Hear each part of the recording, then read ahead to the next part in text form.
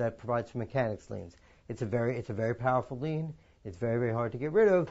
But the flip side is the legislature put very strict timelines, very strict, fairly limited timelines on the contractor. Requires them to file, do certain things, foreclose on lien in a certain time period to sort of balance the scales, saying, hey, we're going to give you this powerful lien, but you really got to move on it pretty quickly. Again, I'm not an expert in mechanics liens, but that just gives you a sense of what they are. They're pretty powerful liens. We're very uncomfortable with them in the title insurance world, and we'd like to see them gone.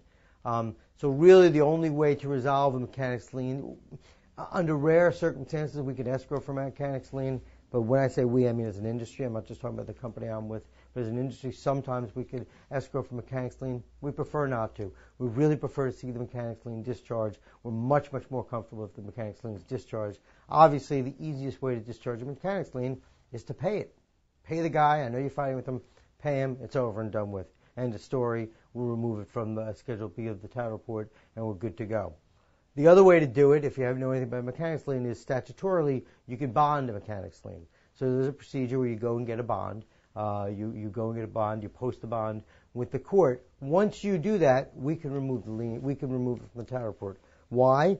Because the mechanics lien prior to the bond, the claim that contractor has for the $50,000 that he wasn't paid for his HVAC work or whatever it might be, that claim attaches to the property.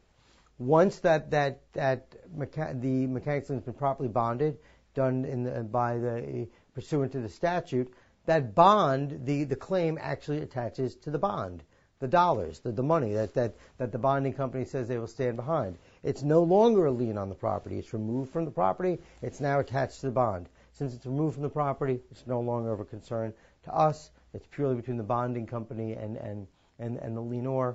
And as far as we're concerned, it's no longer a claim or an encumbrance upon the property, and therefore we remove it.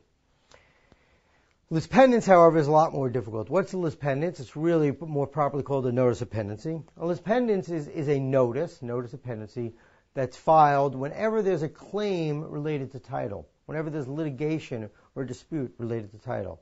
It puts the whole world on notice that there's a claim related to the title of the property here, and that, in fact, if this litigation is successful, title might be transferred from Party A to Party B. What's the most common way the lis pendens comes about? Is a foreclosure.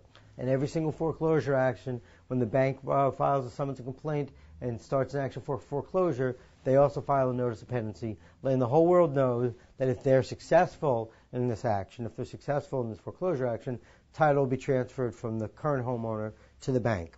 And obviously, nobody in the world is going to buy that piece of property with that lis pendens on it. Yes, people buy properties out of foreclosure, but either they finish up the foreclosure or they settle with the bank. Nobody's going to buy a property, and no title company in the world is going to insure the title with a lis pendens on it.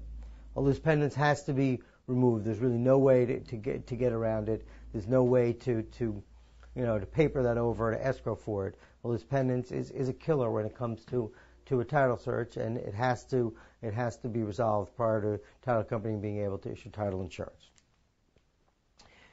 Another part of the title search is what we call the munis, M-U-N-I-S. Gotta think of how that's spelled. M-U-N-I-S, short for municipal searches. These are searches of various municipal departments in the town, village, county, wherever the property is located, and varies from town to town, village to village. Some counties, some villages have lots of municipal departments that have to be searches.